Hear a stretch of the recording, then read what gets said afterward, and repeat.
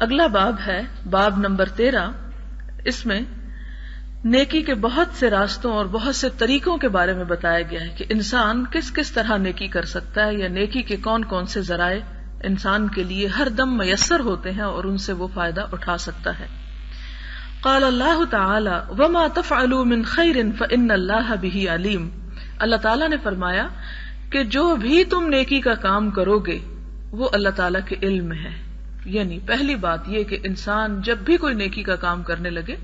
خواہ کوئی اسے دیکھنے والا ہو یا نہ دیکھنے والا، خواہ اس پر دنیا میں اس کو کوئی اجر ملنے والا ہو یا نہ ملنے والا ہو، خواہ اس کا دنیا میں اسے کوئی فائدہ نظر آتا ہو یا نہ ہو، اس کے اوپر فرض کیا ہے، اس کے اوپر لازم کیا ہے. اس کے اوپر لازم یہ ہے کہ وہ اپنے دل میں یہ اطمینان رکھے کہ مجھے میرا رب دیکھ رہا ہے، میرے اس کام کو میرا رب جانتا ہے، اور جتنی جزا دینے پر وہ قادر ہے اتنی جزا کوئی اور دے نہیں سکتا. یہ چیز انسان کے اندر ثابت قدمی پیدا کرتی ہے، انسان کے اندر ایک یقین کی کیفیت پیدا کرتی ہے، اور پھر انسان ایسا عمل اختیار نہیں کرتا کہ کبھی کام کرے اور کبھی چھوڑ دے. ایک اور آیت میں آتا ہے فَمَن يَعْمَلْ مِثْقَالَ ذَرَّةٍ خَيْرًا يَرَهُ، کہ جو شخص ذرے کے برابر بھی بھلائی کرے گا وہ بھی دیکھ لے گا، اس کو پا لے گا. اسی طرح ایک اور آیت میں آتا ہے من عمل صالحا فلنفسہ، کہ جس نے بھی کوئی نیک کام کیے اس نے اپنی ہی ذات کے لیے کیے، اپنے ہی فائدے کے لیے کیے،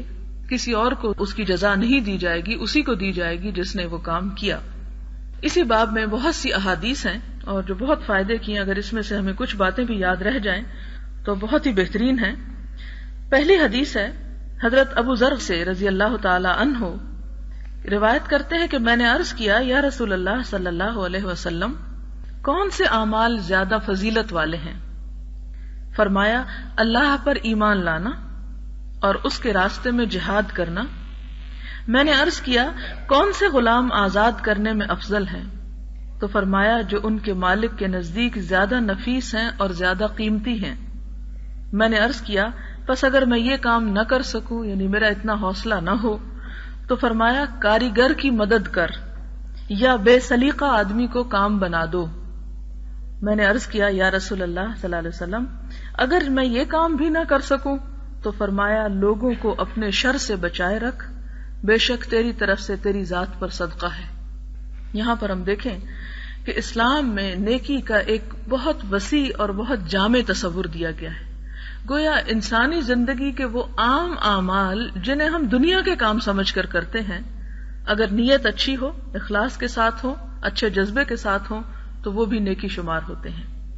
یہاں پر ہم دیکھتے ہیں کہ ترتیب بتائی گئی کہ سب سے بہترین عمل تو اللہ پر ایمان لانا ہے، کیونکہ ایمان ہوگا تو باقی نیکیاں بھی قبول ہوں گی، اور اگر ایمان نہیں تو باقی بھی بیکار ہو جائیں گی. کیونکہ قرآن پاک میں واضح طور پر فرمایا گیا کہ وہ لوگ جو ایمان نہیں لاتے ان کے نیک عمل جو ہیں وہ بالکل خاک غبار بن کے اڑ جائیں گے، ان کا کوئی بھی وزن نہیں ہوگا. یہاں پر ہم دیکھتے ہیں کہ ایمان کے بعد سب سے بہترین کام اللہ کے راستے میں جہاد کرنا، اور جہاد کرنے کا مطلب قتال نہیں ہے، قتال اس کا آخری درجہ ہے. جہاد کا مطلب ہے جد و جہد، کوشش کرنا کہ اللہ تعالیٰ کا دین جو ہے وہ عام ہو، لوگ زیادہ سے زیادہ اس کے دین میں داخل ہوں. بالکل اسی طرح جیسے نبی صلی اللہ علیہ وسلم نے اپنی ساری زندگی جہاد فرمایا، اور اس جہاد کے ایک حصے کے طور پر قتال بھی فرمایا. ساری زندگی آپ کی جہاد تھی، یعنی آپ کا جہاد صرف جنگیں نہیں تھی، بلکہ تمام تر زندگی. جب مکہ میں کوئی جہاد نہیں تھا تو آپ کا کیا خیال ہے کہ نبی صلی اللہ علیہ وسلم اس وقت کوئی جہاد نہیں کر رہے تھے؟ جہاد کر رہے تھے. جب آپ تلوار سے تو نہیں لڑ رہے تھے، بلکہ آپ بھی تکلیفیں اٹھا رہے تھے، اور آپ کے ساتھی بھی طرح طرح کے نقصان برداشت کر رہے تھے، جسمانی اور مالی اور ہر طرح کی مصیبتیں. تو وہ بھی ایک طرح جہاد ہی تھا. اسی طرح ہمارے لیے بھی جہاد جو ہے وہ صرف قتال نہیں، بلکہ اس کے علاوہ بھی انسان دین کی خدمت کا کوئی بھی کام جو کرتا ہے، اس راہ میں جو بھی کوشش کرتا ہے، وہ سب جہاد قرار پاتا ہے. خواہ وہ مال سے ہو، خواہ وہ قلم سے ہو، خواہ وہ زبان سے ہو، خواہ وہ کسی بھی طریقے سے ہو. پھر اسی طرح وہ کہتے ہیں صحابی ابو ذر غفاری، میں نے عرض کیا کون سا غلام آزاد کرنا زیادہ بہترین ہے؟ یعنی یہ تو مجھے معلوم ہے کہ غلام آزاد کرنا ایک بہت بڑی نیکی ہے، لیکن کون سا غلام آزاد کیا جائے تو زیادہ بڑے درجے کی نیکی ہوگی. تو اس پر آپ صلی اللہ علیہ وسلم نے فرمایا جو ان میں سب سے زیادہ نفیس ہو، سب سے بہترین ہو، جس کا تمہیں بہت زیادہ فائدہ ہو، جو تمہیں بہت پسند ہو، جیسا کہ لن تنالوا البر حتى تنفقوا مما تحبون، تم اس وقت تک نیکی کے درجے کو نہیں پہنچ سکتے جب تک کہ تم وہ نہ خرچ کرو جو تمہیں پیارا ہو. تو یہاں بھی اسی سے ملتی جلتی بات فرمائی گئی کہ جو تمہیں سب سے زیادہ اچھے لگے اگر تم وہ اللہ کی راہ میں خرچ کرو گے تو اس کا اجر بھی بہت زیادہ ملے گا. اس پر وہ شخص کہنے لگا اگر میں ایسا نہ کر سکوں. اب آپ دیکھیں صحابہ کرام کے اندر کس طرح فطری معاملات تھے، ان کے کتنی نیچرل گفتگو کیا کرتے تھے کہ وہ انہوں نے نہیں کہا ٹھیک ہے اللہ کے رسول صلی اللہ علیہ وسلم آپ نے بتا دیا اور میں تو ابھی جا کے اپنا سب سے بہترین غلام کرتا ہوں. انہوں نے اپنے دل کی حالت بتا دی کہ اگر میرے اندر اتنی ہمت نہیں اور میں اپنے اندر اتنی طاقت نہیں پاتا کہ میں ایک بہت بہترین چیز خرچ کر سکوں اللہ کی راہ میں، تو پھر میں اور کون سی نیکی کروں. نیکی تو بہرحال میں کرنا چاہتا ہوں، لیکن وہ نیکی جو میرے بس میں ہو، جو میری ہمت اور میری استطاعت میں ہو. اس پر آپ صلی اللہ علیہ وسلم فرماتے ہیں ٹھیک ہے اگر تم اپنے پاس سے مال نہیں نکال سکتے، اپنی پیاری چیز نہیں نکال سکتے، تو چلو ایسا کرو کہ کسی کاریگر کی مدد کر دو. اب دیکھیں کہ کاریگری میں کس قدر کاریگریاں ہیں، کتنی صنعتیں ہیں.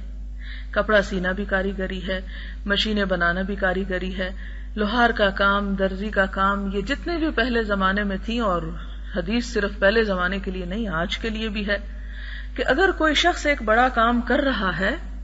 اور تم اس کی ہیلپ کرتے ہو اس کام میں، تو یہ بھی تمہاری طرف سے ایک ثواب اور اجر ہے. اور آپ نے ایک اور چیز بھی بتائی کہ اگر تم ایسا نہیں کر سکتے کہ تم کسی کاریگر کی مدد نہیں کر سکتے تو تم کیا کرو، تم کسی بے ہنر آدمی کو ہنر سکھا دو. کتنی بڑی نیکی ہے. ہمارے ہاں نیکی صرف یہی سمجھا جاتا کہ ہم نماز پڑھ لیں یا ہم تلاوت کر لیں، وہ تو فرائض میں شامل ہے. نماز تلاوت کرنا تو ہماری روح کی اپنی ذات کی غذا ہے، دوسروں کو اس سے کیا فائدہ پہنچے گا اگر میں صبح سے شام تک بیٹھ کے تلاوت کرتی رہوں. لیکن اگر ایک شخص جس کے پاس کوئی کام کاج نہیں، کوئی کاروبار نہیں، کوئی چیز نہیں، تو اس کو کسی کام پہ لگا دینا، کسی ہنر پہ لگا دینا، کسی چیز پر، کسی راہ پر لگا دینا جو ہے یہ بھی ایک نیکی ہے. میں نے عرض کیا یا رسول اللہ صلی اللہ علیہ وسلم اگر میں یہ کام بھی نہ کر سکوں، یعنی اگر مجھے خود ہی نہیں کوئی ہنر آتا. اب آپ ایک اور چیز دیکھیں کہ صحابہ کرام کے سوالات ایسے ہوتے تھے کہ جس سے اور لوگ بھی فائدہ اٹھا سکیں. آپ کو یاد ہوگا کہ جب حضور صلی اللہ علیہ وسلم پر یہ آیت نازل ہوئی کہ تم کثرت سوال سے بچو، یعنی اہل ایمان کو یہ بتایا گیا کہ تم اس طرح مت کرو جس طرح موسیٰ علیہ السلام کے ساتھیوں نے ان سے کیا اور بہت زیادہ سوال کیے، تو آپ صلی اللہ علیہ وسلم نے بہت زیادہ سوال کرنے کو ناپسند قرار دیا. اس کی وجہ یہ تھی کہ آپ صلی اللہ علیہ وسلم نے فرمایا کہ مسلمانوں کے حق میں وہ شخص بہت بڑا مجرم ہے جس کے سوال کی وجہ سے کوئی حلال چیز ان پہ حرام کر دی جائے. تو ناپسندیدہ کیا گیا ایسے سوالوں کو جس سے دین زیادہ مشکل بن جائے. اس پر صحابہ کرام جو تھے وہ انہیں ایک ہی اشارہ کافی ہوتا تھا کہ آپ صلی اللہ علیہ وسلم پسند نہیں فرماتے تو ہمیں بھی پسند نہیں. محبت تھی نا، ہم تو صرف دعوے کرتے ہیں محبت کے. خیر اس پر آپ دیکھتے ہیں کہ صحابہ کرام بیان کرتے ہیں کہ ہمارا یہ دل چاہتا تھا کہ کوئی ایسا بدو، کوئی دیہاتی، کوئی باہر کا شخص آ کے خوب سوال کرے آپ صلی اللہ علیہ وسلم سے اور ہم بہت سی باتیں سیکھ لیں. کہ انہیں تو منع تھا لیکن یہ کہ کوئی اور سوال کرے تو ہمارا بھی کام بن جائے. تو اس پر ہم دیکھتے ہیں کہ بعض لوگ آتے ہیں اور اکثر آپ نے دیکھا ہوگا احادیث پڑھتے ہوئے کہ یہ بات ذات مینشن کی ہوتی ہے کہ فلاں قبیلے کا سردار آیا اور اس نے آپ صلی اللہ علیہ وسلم سے یہ اور یہ پوچھا، جبریل علیہ السلام آئے اور انہوں نے ایسے ایسے سوال کیے، فلاں وفد آیا اور انہوں نے اس طرح کے سوال کیے، ایک اعرابی آیا اور وہ اس نے یہ پوچھا، ایک بدو آیا اس نے یہ پوچھا. تو یہ احادیث میں اس طرح کی باتیں اسی وجہ سے ملتی ہیں کہ لوکل لوگ، مقامی لوگ صرف وہ سیکھتے تھے جو آپ سکھاتے تھے، لیکن باہر کے لوگ جو کبھی کبھی جنہیں چانس ملتا تھا ان کے لیے کچھ گنجائش تھی کہ وہ مزید بھی پوچھ سکیں. لیکن ابو ذر غفاری رضی اللہ تعالیٰ عنہ جو ہیں وہ باہر کے لوگوں میں سے نہیں تھے، اپنے درمیان کے لوگوں میں سے تھے، اس لیے وہ اپنے لیے پوچھ رہے کہ آپ مجھے بتا دیجیے. یہ ایک اور اچھا انداز ہے کہ میں ایسی بات تو نہیں پوچھتا کہ جو سب کے لیے واجب ہو جائے، لیکن میں اپنے لیے چاہتا ہوں کہ میں کوئی کام کروں. تو اس پر حضور صلی اللہ علیہ وسلم اسے ترتیب سے بتاتے چاہتے ہیں. پھر آگے آتا ہے کہ وہ عرض کرتے ہیں کہ اگر میں یہ کام بھی نہ کر سکوں تو پھر میں کیا کروں. تو آپ نے فرمایا لوگوں کو اپنے شر سے بچائے رکھو. اور شر کیا ہے کہ انسان زبان سے یا عمل سے یا کسی اور چیز سے لوگوں کے اوپر الزام لگائے یا تہمتیں لگائے یا ان کی دل آزاری کرے، ان کی غیبت کرے یا چغلی کرے یا اور اس قسم کی باتیں، یا یہ کہ ہاتھ سے. یا اسی طرح آپ دیکھیں کہ ایمان کا معیار کیا قرار دیا گیا کہ خدا کی قسم وہ شخص مومن نہیں جس کے ہمسائے اس کے شر سے محفوظ نہ ہوں. تو یہ اسی سلسلے میں یہ بات بھی فرمائی گئی کہ تم اپنے شر سے دوسروں کو باز رکھو، روکے رکھو، ان کو محفوظ رکھو، تو یہ بھی تمہارے لیے بڑی نیکی ہے اگر تم اور کچھ نہیں کر سکتے. فرمایا تیری ذات کے لیے یہ بھی صدقہ شمار ہوگا کہ تم کسی کو تکلیف نہیں دیتے، تم ایک بے ضرر انسان ہو، یہ بھی تمہارے لیے نیکی لکھی جائے. یعنی کچھ نہیں کر سکتے، یہ نہیں کر سکتا، یہ نہیں، اچھا کچھ نہیں کر سکتے تو برائی نہ کرو، اتنا کم از کم ضرور کرو کہ برائی سے رک جاؤ. پھر اسی طرح اگلی حدیث ہے، ابو ذر ہی سے روایت ہے کہ رسول اللہ صلی اللہ علیہ وسلم نے فرمایا تم میں سے ہر کسی کے ہر جوڑ پر صبح کو ایک صدقہ واجب ہے. یعنی ہر جوڑ کو، یعنی جتنے بھی جوڑ جوائنٹس ہیں جسم کے اندر ان سب پہ صدقہ واجب ہے. اس کا کیا مطلب بنتا ہے؟ اس کا مطلب یہ بنتا ہے کہ یہ ساری نعمتیں اللہ تعالیٰ کی طرف سے ہمارے لیے، اب جتنے بھی ہمارے چلنے میں، چیز اٹھانے میں، رکھنے میں، یعنی سارا دن ہم ان چیزوں سے، ان اعضاء سے کام لیتے ہیں. لہذا اللہ تعالیٰ کی ایسی نعمت کو ہم استعمال کرتے رہتے ہیں تو اللہ تعالیٰ کا ان پر کچھ حق بھی ہے کہ ان کی طرف سے کچھ شکر ادا ہو یا ان کی طرف سے کچھ اللہ تعالیٰ کے لیے کوئی اچھے جذبات کا اظہار ہو. تو اس پر فرمایا کہ تم کیا کرو، ان کی طرف سے صدقہ کرو. تو ایک اور جگہ پر آتا ہے کہ لوگوں نے کہا ہمارے پاس اتنا مال تو نہیں کہ ہم ایک ایک جوڑ کا صدقہ دینے بیٹھے، مثلا روپیہ بھی ہر جوڑ کا لگائیں آپ روز کا، تو کہاں بات جاتی ہے. بہرحال 360 جوڑ ہیں جسم میں، اب اگر ہر روز ہر جوڑ کا 1 روپیہ بھی صدقہ نکالنے لگے انسان تو پاسبل ہی نہیں ہے. اور اگر پیسہ بھی کر کے نکالے تو مہینے سال میں بہت کچھ ہو جائے. اب دیکھیں کہ ہم اللہ تعالیٰ کی کتنی نعمتیں بغیر کسی بہت بڑے خرچ کے استعمال کیے چلے جاتے ہیں. خیر، اس پر آپ صلی اللہ علیہ وسلم نے فرمایا کہ دیکھو ہر سبحان اللہ کہنا صدقہ ہے، ہر الحمدللہ کہنا صدقہ ہے، ہر لا الہ الا اللہ کہنا صدقہ ہے، ہر اللہ اکبر کہنا صدقہ ہے. یعنی اگر تم مال نہیں دے سکتے تو کم از کم تسبیحات کرو، ذکر ہی کرو اللہ کا، وہ تمہارے لیے صدقہ ہے. اور پھر فرمایا نیکی کا حکم دینا صدقہ ہے، برائی سے کسی کو روکنا بھی صدقہ ہے، اور ان تمام کاموں کے عوض چاشت کی وہ 2 رکعتیں کافی ہو جائیں گی جو انسان پڑھے. کتنا اجر ہے ان 2 رکعتوں کا. چاشت کی نماز جیسا کہ آپ جانتے ہیں کہ سورج کے طلوع ہو جانے کے بعد جب سورج 2 نیزے پر آ جائے اس کے بعد زوال سے پہلے وہ 2 رکعتیں پڑھی جا سکتی ہیں. ایک اور حدیث میں آتا ہے کہ یہ 2 رکعتیں دنیا اور جو کچھ ان کے اندر ہے ان سب سے بہتر ہے. کہ انسان اگر یہ 2 پڑھ لیتا ہے تو گویا اتنا امیر ہو جاتا ہے، گویا وہ ساری دنیا کا مالک ہو گیا. یعنی اسے اتنا غنی کر دیتی ہیں، اس کے دل کے اندر اتنا سکون بھر دیتی ہیں. تجربہ کر کے دیکھیں، اللہ کے رسول صلی اللہ علیہ وسلم کی بات جھوٹی تو نہیں ہو سکتی. تو فرمایا کہ اگر تسبیح کرنے کا بھی وقت نہیں، ظاہر ہے کہ اگر مثال کے طور پر کسی کا پڑھنے پڑھانے کا ہی کام ہے اور سارا دن وہ اور ہی باتیں کرتا رہتا ہے اور ذکر کے لیے ٹائم نہیں بچتا، تو ایسی صورت میں پھر وہ یہ طریقہ اختیار کرے. یہ سب کچھ دراصل کیا ہے، مختلف انسانوں کی مختلف طبیعتیں جو ہیں ان کو مختلف چیزیں عطا کی گئی، بہت سی ورائٹی دی گئی. یہ لے لو، اچھا یہ تمہارے حالات کے مطابق ٹھیک نہیں، چلو یہ نہیں یہ کر لو، اگر یہ نہیں ہو سکتا تو ایسا کر لو، اور اگر ایسا نہیں کر سکتے تو کوئی اور کام کر لو. اب دیکھیں کتنا خیرخواہ ہے ہمارا رب ہمارے لیے، کوئی چیز ہمارے لیے نہیں چھوڑی. بالکل یوں بعض اوقات محسوس ہوتا ہے کہ جیسے ایک ضدی بچہ ہوتا ہے، ایک ماں باپ کا لاڈلا بچہ ہوتا ہے، ماں باپ اس کو بہلاتے ہیں، کبھی ایک چیز دیتے ہیں، کہتے نہیں یہ نہیں لینی، یہ نہیں کھانا، تو اس کہتے اچھا یہ کھا لو، کہتے یہ بھی نہیں کھانا، اس کہتے اچھا یہ کھا لو، یہ بھی نہیں کھانا. ہاں یعنی کمی نہیں، کچھ نہ کچھ بتایا ہی جا رہا ہے. اسی طرح اگر آپ ان احادیث کو پڑھیں تو بالکل یوں محسوس ہوتا ہے کہ انسان آخر کہاں تک ہٹ درمی کرے گا، کہاں تک کہے گا اللہ میں کچھ بھی نہیں کرتا. تو اللہ تعالیٰ فرماتے ہیں کہ اچھا یہ نہیں کر سکتے یہ کر لو. یعنی کتنی اس کی محبت اور کرم اور رحمت اور فضل ہے ہم پہ کہ ہمیں مختلف چیزیں اور پھر ایک اور بات ہے اس میں کہ انسان کوئی بھی کام اگر ایک طرح کا مسلسل کرتا رہے تو وہ کیا ہوتا ہے، تھک جاتا ہے، بور ہونے لگتا ہے. یا اس سے دل بھر جاتا ہے.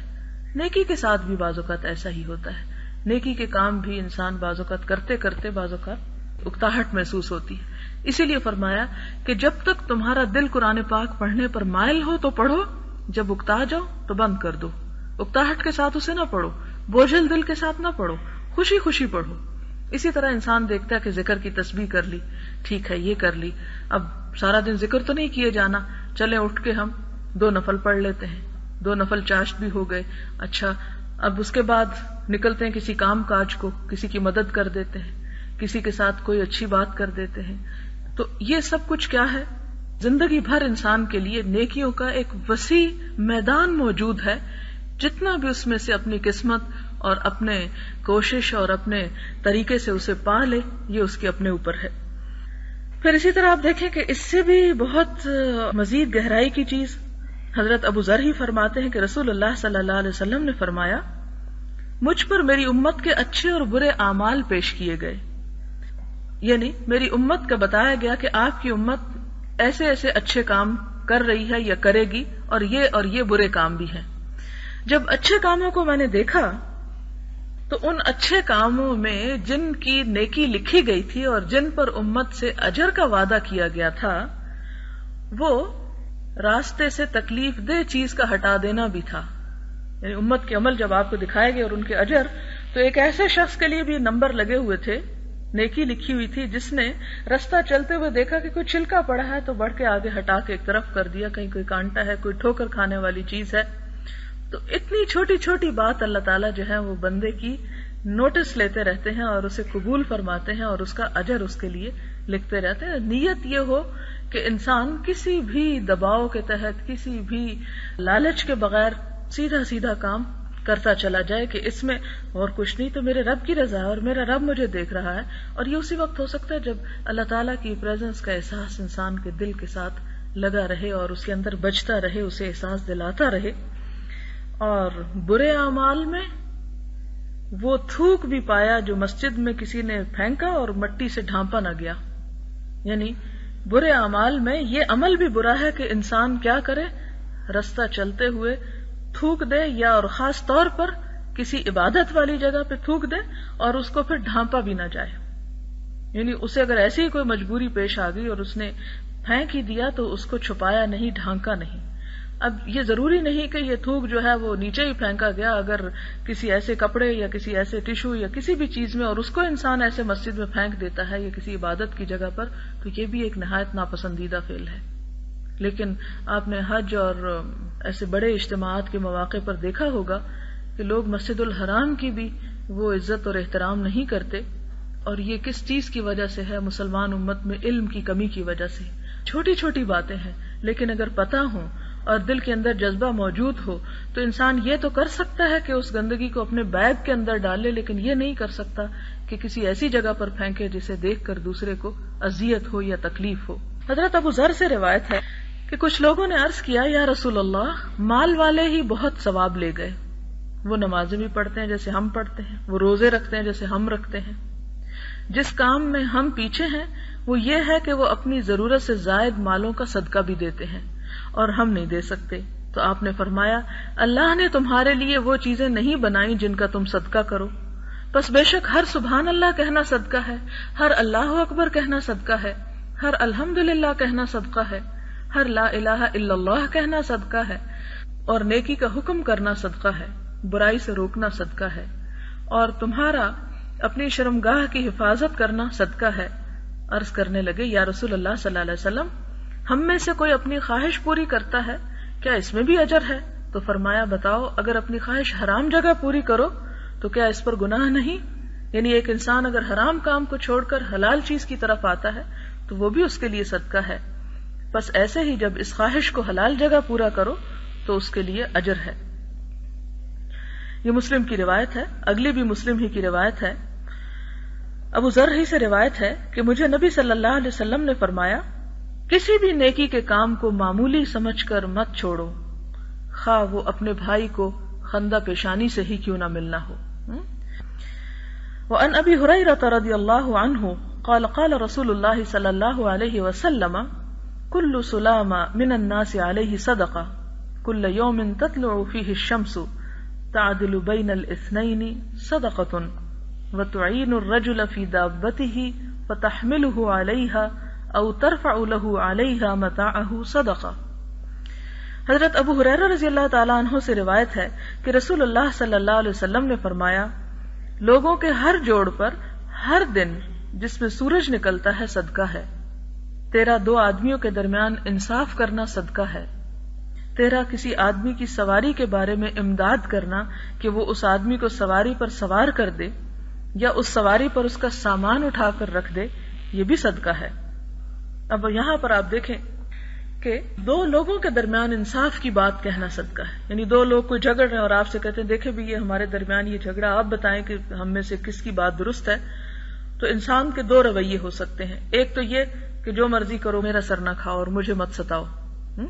اور دوسرا یہ کہ انسان تھوڑی سی کسی کی بات سن لے اور سننے کے بعد ان کے درمیان حق بات کہہ کر اس جھگڑے کو صاف کر دے، تو یہ بھی اس کے لیے دراصل صدقہ ہے۔ پھر اسی طرح فرمایا کہ کسی کی سواری کے لیے اس کی مدد کرنا، کسی کو اپنی سواری پر بٹھا لینا، یا یہ کہ اسے اس کی اپنی سواری پر سوار ہونے میں مدد دینا بھی صدقہ ہے۔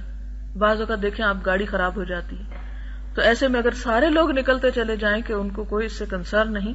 تو یہ اسلامی اخلاق کے منافی ہے بات نہیں۔ اس کو اس پہ سوار کرنا یا اس کے روانگی کا بندوبست کرنا یہ بھی صدقہ ہے۔ اور پھر فرمایا ہر اچھی بات کہنا صدقہ ہے، اور ہر قدم جو تو نماز کی طرف اٹھائے وہ بھی صدقہ ہے، اور راستے سے تکلیف دہ چیز ہٹانا بھی صدقہ ہے۔ یہ بخاری اور مسلم کی روایت ہے، اور مسلم نے اس حدیث کو حضرت عائشہ رضی اللہ تعالی عنہا سے بھی روایت کیا ہے۔ وہ فرماتی ہیں کہ رسول اللہ صلی اللہ علیہ وسلم نے فرمایا کہ بنی آدم میں سے ہر انسان کو 360 جوڑوں پر پیدا کیا گیا،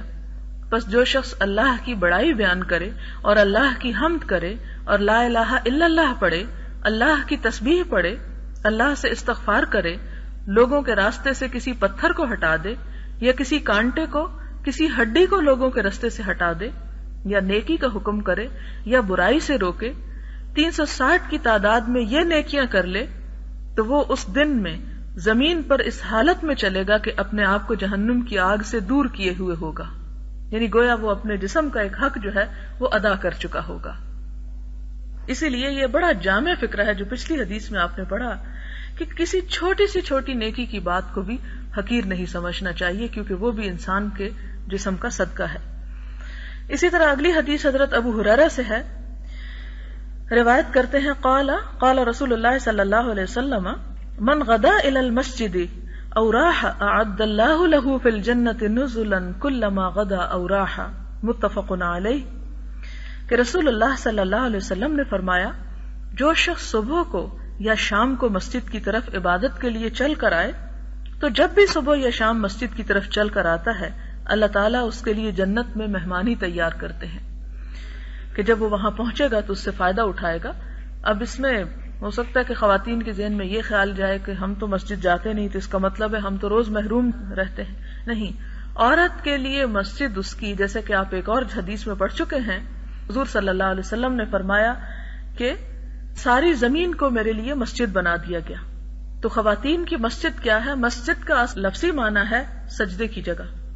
تو خواتین گھر میں جس جگہ پر نماز ادا کرتی ہیں اور وہاں اس کے لیے وہ پہنچتی ہیں، کوشش کرتی ہیں، ضروری نہیں کہ انسان ایک ہی جگہ مقرر کر لے، جہاں بھی اپنا مصلی اٹھا کے بچھاتا ہے انسان وہی اس کے لیے مسجد بن جاتا ہے۔ تو اس کام کے لیے کہ جب انسان نیت کرتا ہے اور نیت کرنے کے بعد وہ وضو کرتا ہے اور وضو کے بعد وہ اپنی جگہ پر پہنچتا ہے، تو جتنے قدم بھی اور جتنی بھی کوشش کر کے وہ وہاں پہنچتا ہے وہ سارے کا سارا وقت اس کے لیے عبادت لکھا جاتا ہے۔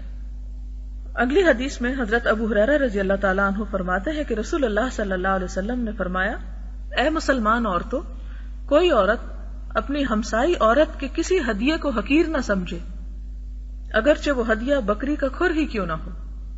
تو بہت چھوٹی سی چیز ہے، لیکن انسان اگر خود استعمال کر رہا ہے اور اپنے ساتھ والے گھر میں یا اپنے ہمسائے یا دوست کو بھجوا دیتا ہے تو وصول کرنے والے کو اسے مائنڈ نہیں کرنا چاہیے، برا نہیں سمجھنا چاہیے، کیونکہ یہ بھی دراصل اس کی طرف سے ایک نیکی ہے، کیونکہ اگر کسی انسان کی حیثیت ہی اتنی ہے کہ وہ اتنا دے سکے تو اتنا بھی خوشی سے اس سے قبول کرنا چاہیے۔ اسی طرح حضرت ابو ہریرہ ہی سے روایت ہے کہ نبی صلی اللہ علیہ وسلم نے فرمایا ایمان کے 60 یا 70 سے کچھ اوپر حصے ہیں، کچھ شاخیں ہیں،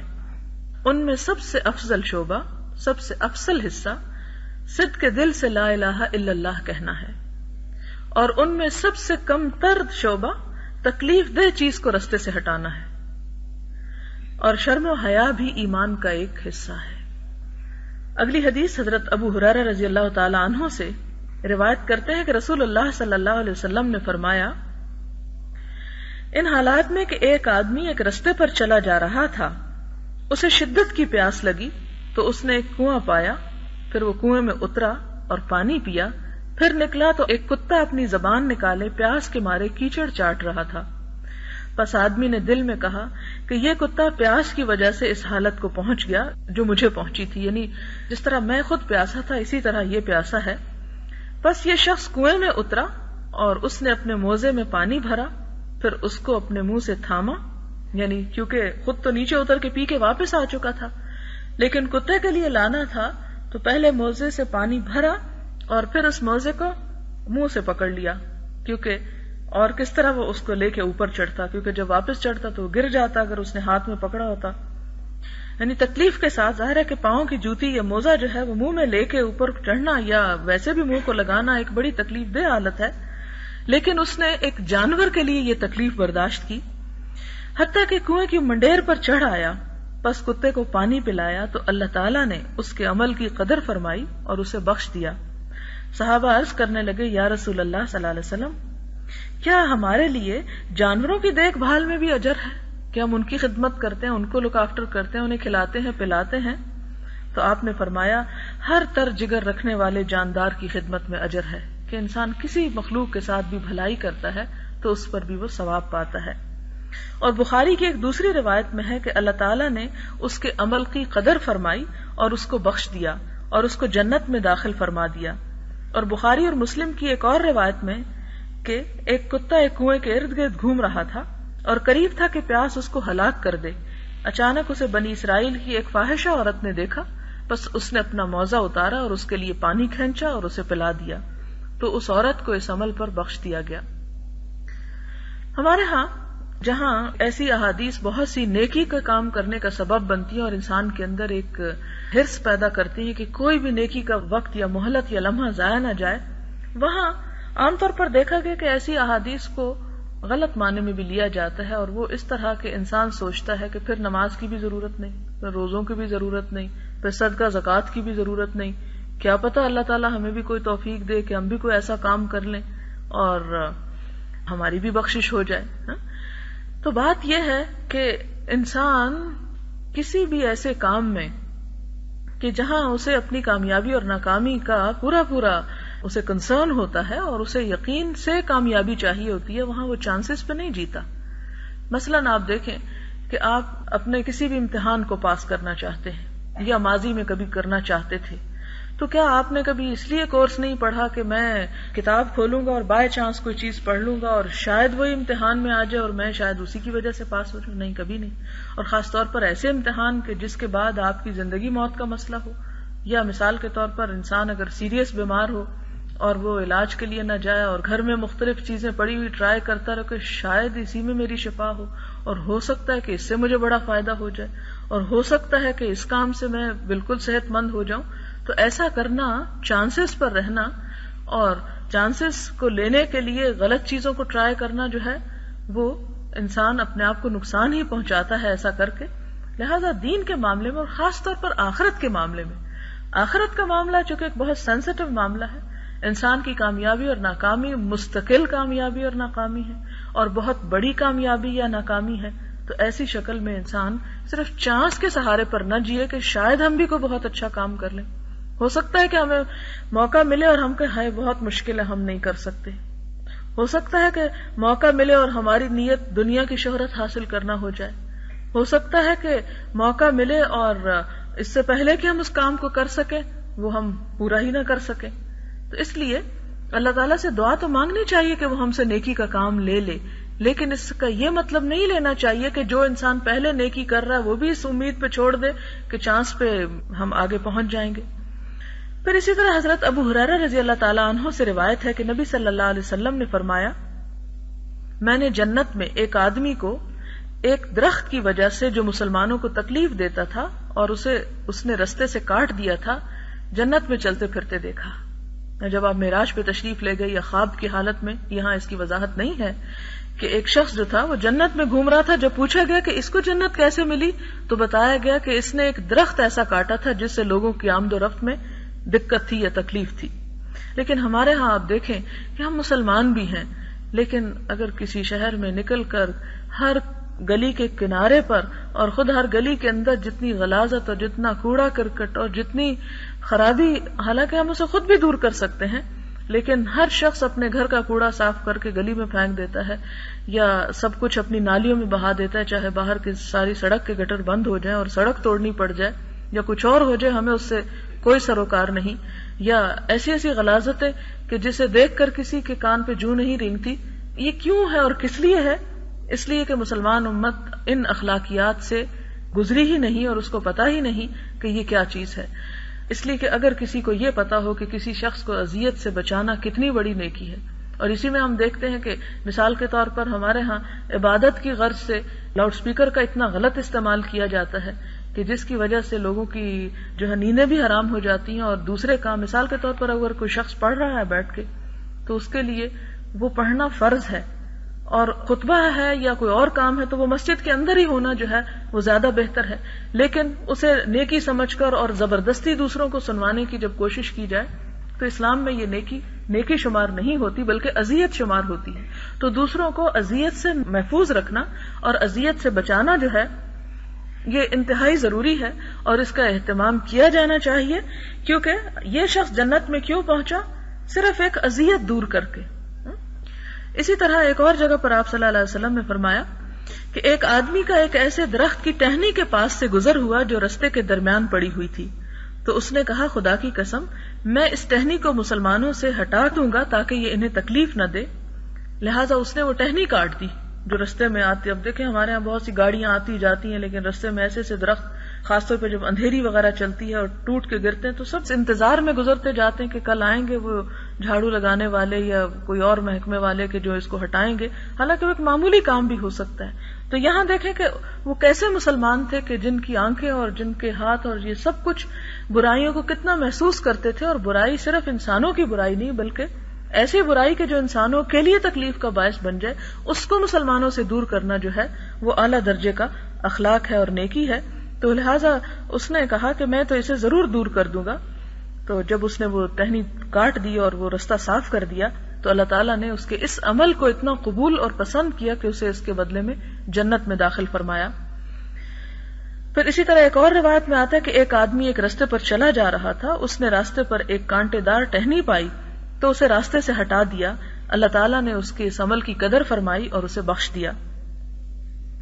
حضرت ابو ہریرہ رضی اللہ تعالیٰ عنہ سے روایت ہے کہ جو شخص وضو کرے اور اچھا وضو کرے سنت کے مطابق،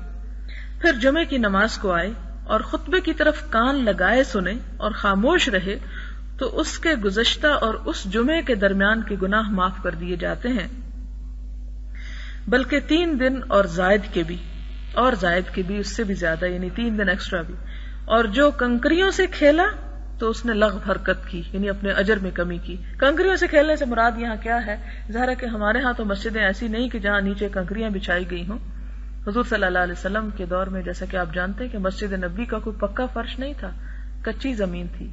اور اس پر زیادہ سے زیادہ یہ تھا کہ کنکریاں بچھائی ہوئی تھیں تاکہ کیچڑ اور ایسی چیزیں بارش کے پڑنے کی وجہ سے تکلیف نہ دیں۔ تو جب لوگ بیٹھتے تھے تو کنکریوں پر ہی بیٹھتے تھے، لیکن خشوع و خضوع اور حضور صلی اللہ علیہ وسلم کی خطبہ سننے اور توجہ کا عالم یہ ہوتا تھا، پیچھے سے پرندے آ کے سروں پہ بیٹھ جاتے تھے اور وہ ٹس سے مس نہیں ہوتے تھے کنکریوں پہ بیٹھ کے، اور ہم بہترین قالینوں پر بیٹھ کے بھی اللہ کے رسول صلی اللہ علیہ وسلم کی باتوں، یا مسجد نبوی میں اگر آپ کے جانے کا اتفاق ہوا تو آپ کو اندازہ ہوگا کہ کیا بے حرمتی ہوتی ہے، کیونکہ فضول باتیں کرنا اور ادھر ادھر دھیان کرنا اور اللہ تعالیٰ کے حضور توجہ نہ کرنا اور خشوع و خضوع اختیار نہ کرنا، یہ سب بے احترامی کی باتیں ہیں۔ تو اس میں آپ صلی اللہ علیہ وسلم نے فرمایا کہ جو مسجد میں آتا ہے اور خطبہ سنتا ہے اور خطبہ سننے کے ساتھ ساتھ وہ کنکریوں سے بھی کھیلتا رہتا ہے مسجد کے نیچے، تو ایسا کرنے والا لغو کام کرتا ہے اور وہ اصل میں اپنے اجر میں کمی کرتا ہے۔ حضرت ابو ہریرہ رضی اللہ تعالیٰ عنہ سے روایت ہے کہ آپ صلی اللہ علیہ وسلم نے فرمایا، جب مسلمان یا مومن بندہ وضو کرے اور اپنا چہرہ دھوئے تو اس کے چہرے سے پانی کے استعمال کے ساتھ وہ تمام گناہ نکل جاتے ہیں جو اس نے اپنی آنکھوں سے کیے تھے، یا یوں فرمایا کہ پانی کے آخری قطرے کے ساتھ نکل جاتے ہیں، یہاں تک کہ انسان گناہوں سے پاک صاف ہو جاتا ہے۔ پس جب اپنے دونوں ہاتھ دھوئے تو اس کے دونوں ہاتھوں سے پانی کے ساتھ یا پانی کے آخری قطرے کے ساتھ ہر وہ گناہ نکل جاتا ہے جو اس نے ہاتھوں سے کیا ہو، یا وہ گناہوں سے پاک صاف ہو جاتا ہے۔ جب وہ اپنے پاؤں دھوتا ہے تو پانی کے ساتھ، یا فرمایا کہ پانی کے آخری قطرے کے ساتھ ہر وہ گناہ نکل جاتا ہے جو اس کے پاؤں نے کیا تھا، یہاں تک کہ وہ گناہوں سے پاک ہو جاتا ہے۔ ایسی احادیث جب ہم پڑھتے ہیں یا بعض لوگ پڑھتے ہیں تو وہ یہ سمجھ لیتے ہیں کہ چونکہ میں 5 وقت کی نماز پڑھتا ہوں، چونکہ میں وضو کرتا ہوں، ایک حدیث میں آیا ہے کہ وضو کرنے کے ساتھ جو پانی جسم سے گزرتا ہے یا آخری قطرہ تو سب گناہ معاف ہو جاتے ہیں، تو بہتر ہے ہر نماز کے بعد پھر نئے سرے سے انسان ہاتھوں سے ظلم و ستم کے کام لے اور غلط کام پاؤں سے لے یا نگاہوں سے لے۔ یہ اس کا مطلب نہیں ہے، بلکہ اس کا مطلب یہ ہے کہ جان بوجھ کے نہیں، بلکہ انسان ہونے کے ناطے انسان سے جو کمی بیشی ہو جاتی ہے، بھول چوک ہو جاتی ہے، نادانی سے، غفلت سے، لا علمی سے، ان چیزوں کو اللہ تعالیٰ معاف کر دیتے ہیں۔ یہ تو آپ اچھی طرح جانتے ہیں کہ جو چیز جان بوجھ کے ہٹ درمی اور ڈھٹائی سے کی جائے اور پھر اس امید پہ کی جائے کہ ابھی وضو کرنے جاؤں گا تو دھل جائے گی، تو وہ انسان سوچے کہ وہ کس کے ساتھ ایسے معاملہ کر رہا ہے۔ حضرت ابو ہریرہ رضی اللہ تعالیٰ عنہ فرماتے ہیں کہ رسول اللہ صلی اللہ علیہ وسلم نے فرمایا، 5 نمازیں اور جمعہ تک اور رمضان دوسرے رمضان تک درمیان کے تمام گناہوں کو مٹا دینے والا ہے، جبکہ انسان بڑے گناہوں سے اجتناب کرے۔ یہ حدیث اس پہلی کی بھی وضاحت کرتی ہے کہ یہ جتنی نیکیوں کے مختلف درجے اور طریقے بتائے اور جب ان پر بخشش کا وعدہ فرمایا تو یہ ان گناہوں کی بخشش کا وعدہ ہے کہ جو چھوٹے چھوٹے غلطیاں، خطائیں، گناہ ہوتے ہیں، بڑے نہیں ہوتے۔ اگلی حدیث ہے حضرت ابو ہریرہ سے کہ رسول اللہ صلی اللہ علیہ وسلم نے فرمایا، کیا میں تمہیں ایک ایسے عمل کی رہنمائی نہ کروں جس سے اللہ تعالیٰ گناہوں کو مٹاتے ہیں اور درجات کو بلند فرماتے ہیں؟ صحابہ نے عرض کیا، کیوں نہیں یا رسول اللہ، ضرور فرمائیے۔ فرمایا، تکلیف کے باوجود مکمل وضو کرنا۔ اب یہاں پر آپ دیکھیں کہ امام نووی نے کیسی زبردست سلیکشن کی ہے کہ پہلے ان اعمال کو گنوایا جو انسانی معاملات سے تعلق رکھتے ہیں، اخلاق سے تعلق رکھتے ہیں، اور پھر اس بات سے ڈر پیدا ہوتا ہے یا احتمال پیدا ہوتا ہے کہ لوگ اگر سمجھے کہ نیکی صرف یہ ہے تو کہیں وہ عبادات سے غافل نہ ہو جائے، کہیں وہ فرائض سے غافل نہ ہو جائے کہ اگر چھوٹے چھوٹے کاموں پہ بخشش ہو جائے گی تو فرض کس لیے ادا کریں۔ نہیں، یہاں پر فوراً ہی اب وہ عبادات کی نیکیوں کو گنوانے لگتے ہیں۔ تو یہاں فرمایا کہ 5 نمازوں کے درمیان جو خطائیں ہوتی ہیں وہ نماز پڑھنے سے معاف ہو جاتی ہیں، جمعہ سے جمعہ تک یعنی ہفتے سے ہفتے تک جو گناہ ہوتے ہیں وہ اگلے جمعے کو معاف ہو جاتے ہیں، رمضان سے رمضان تک کے گناہ اگلے رمضان میں معاف ہو جاتے ہیں، لیکن بشرط یہ کہ اذا اجتنبت الکبائر، جب انسان کبیرہ گناہوں سے اجتناب کرے، بڑے بڑے گناہوں سے اجتناب کرے۔ اور جیسا کہ بڑے گناہوں کے بارے میں آپ تفصیلات جانتے ہی ہیں کہ شرک کرنا سب سے بڑا گناہ ہے، اس کے بعد والدین کی نافرمانی کرنا، جادو کرنا، یتیم کا مال ناحق کھانا، اور مسلمان کو گالی دینا، اس کو قتل کرنا، اور اسی قسم کی اور چیزیں بھی جن کی مختلف جگہوں پر تفصیلات ملتی ہیں۔ اگر انسان ان سے بچتا ہے تو چھوٹی موٹی خطائیں جو ہیں ان کو دھونے کا ذریعہ ہے یہ ساری عبادات۔ تو یہاں پر ہم دیکھتے ہیں کہ تکلیف کے باوجود کامل وضو کرنا، کیونکہ وضو ایک مشکل کام ہے، جب وضو ہو جاتا ہے تو نماز انسان خود ہی پڑھ لیتا ہے۔ اس لیے فرمایا کہ وہ شخص جو وضو کرتا ہے تکلیف کے باوجود تو وہ اسے نیکی میں پہنچانے کا سبب بنتا ہے، اور مساجد کی طرف زیادہ قدم اٹھانا یعنی دور سے چل کے آنا، اور ایک نماز کے بعد دوسری کا انتظار کرنا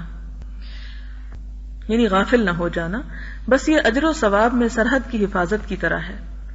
اگلی حدیث حضرت ابو موسیٰ اشعری روایت کرتے ہیں کہ رسول اللہ صلی اللہ علیہ وسلم نے فرمایا، جس نے صبح اور عصر کی نماز پابندی کے ساتھ پڑھی وہ جنت میں داخل ہو گیا۔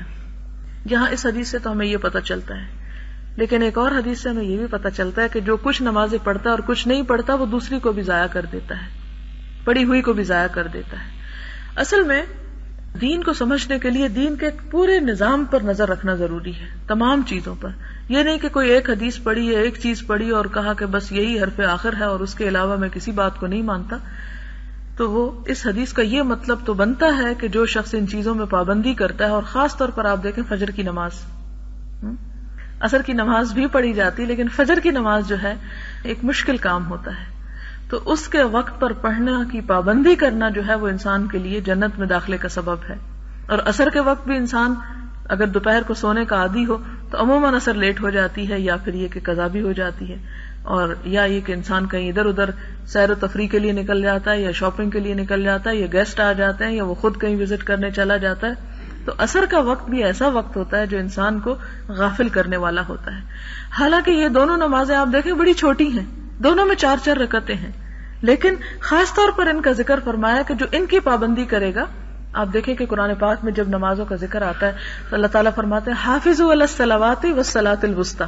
حفاظت کرو ساری نمازوں کی، خاص طور پر نماز وسطی کی، درمیانی نماز کی، یعنی عصر کی نماز کی. اس کا یہ مطلب نہیں کہ عصر کی نماز جو ہے اس کا ثواب زیادہ ہے دوسری نمازوں سے، اس لیے کہا جا رہا ہے اس کی حفاظت کرو. اس لیے فرمایا کہ اس وقت انسان قضا کرنے کے موڈ میں زیادہ ہوتا ہے، اس لیے جو کام زیادہ مشکل سے کیا جائے اس کا اجر بھی زیادہ ہوتا ہے، اور اس کی طرف توجہ دلانا بھی اسی لیے اہم سمجھا گیا. ایک اور بڑی خوبصورت حدیث ہے، حضرت ابو موسیٰ سے روایت ہے کہ رسول اللہ صلی اللہ علیہ وسلم نے فرمایا جب کوئی مومن بندہ بیمار ہو جائے یا سفر پر جائے تو اس کے لیے اتنے ہی اعمال کا ثواب لکھا جاتا ہے جو یہ گھر پر تندرست رہنے کی حالت میں کیا کرتا تھا. یعنی ایک شخص ایک کام کا عادی ہے، مثلاً آپ کوئی ذکر کرتے ہیں، کوئی چیز پڑھتے ہیں، کوئی ایک خاص قسم کی کسی کی خدمت کرتے ہیں، کچھ بھی آپ کام کرتے ہیں، لیکن آپ بیمار ہو گئے تو وہ کیا ہو جاتا ہے، آپ سے چھوٹ جاتا ہے، وہ کام میں پابندی نہیں رہتی. یا یہ کہ اگر آپ سفر پہ چلے گئے تو وہ کام حتیٰ کہ نمازیں بھی عادی ہو جاتی ہیں. تو ایسی صورت میں انسان سوچتا اچھا یہ بڑا لمبا سفر ہو گیا اور میری تو ساری روٹین خراب ہو گئی اور میں نے تو ایسے ایسے کام کرنے تھے. اللہ تعالیٰ اسے تسلی دیتے ہیں کہ نہیں، یہ تم جان بوجھ کے ایسا نہیں کر رہے، بلکہ ایک مجبوری کی وجہ سے اگر تمہارے کسی ایسے عمل میں بریک آ گئی ہے جو بہت پابندی سے تم کرتے تھے تو اس بریک کے دنوں میں بھی تم پر وہ اجر لکھا چلا جاتا رہے گا جو تم عام دنوں میں کام کرتے رہے ہو. یعنی اللہ تعالیٰ ایسے بخیل نہیں ہے نعوذ باللہ کہ چھوٹی سی اگر کسی سے کسی وجہ سے کمی کوتاہی ہو گئی تو کہیں کہ نہیں آج تو اس کی یہاں پر ایبسنٹ ہی لگے گی کیونکہ آج یہ بیماری کی وجہ سے حاضر نہیں ہوا. حضرت جابر رضی اللہ تعالیٰ عنہ سے روایت ہے کہ رسول اللہ صلی اللہ علیہ وسلم نے فرمایا ہر نیک کام صدقہ ہے، کل معروف صدقۃ. دعا کر لیجیے. سبحان اللہ وبحمدہ عدد خلقہ ورضا نفسہ وزنۃ عرشہ ومداد کلماتہ. سبحان اللہ العظیم. اللہم صلی علی محمد وعلی آل محمد کما صلیت علی ابراہیم وعلی آل ابراہیم انک حمید مجید. اللہم بارک علی محمد وعلی آل محمد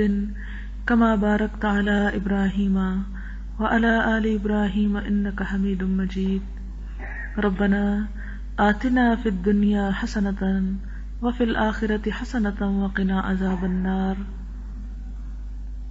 ربنا لا تزغ قلوبنا بعد إذ هديتنا وهب لنا من لدنك رحمة إنك أنت الوهاب.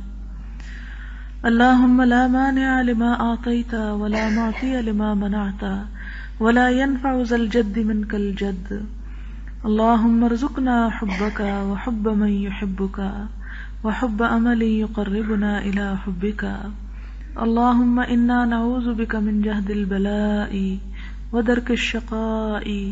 وسوء القضاء وشماتة الأعداء. اللهم انفعنا بما علمتنا وعلمنا ما ينفعنا وزدنا علما. لا إله إلا الله أنت الحليم الكريم. سبحان الله رب العرش العظيم والحمد لله رب العالمين. رب نسألك موجبات رحمتك وعزائم مغفرتك والغنيمة من كل بر والسلامة من كل اسم. لا تدع لنا ذنبا إلا غفرته ولا هما إلا فرجته ولا حاجة هي لك رضا إلا قضيتها يا أرحم الراحمين. ربنا تقبل منا إنك أنت السميع الدعاء وتب علينا إنك أنت التواب الرحيم وصلى الله تعالى على خير خلقه محمد وعلى آله وأصحابه وأهل بيته أجمعين برحمتك يا أرحم الراحمين إلهي آمين. سبحانك اللهم وبحمدك نشهد أن لا إله إلا أنت نستغفرك ونتوب إليك. والسلام علیکم ورحمۃ اللہ وبرکاتہ.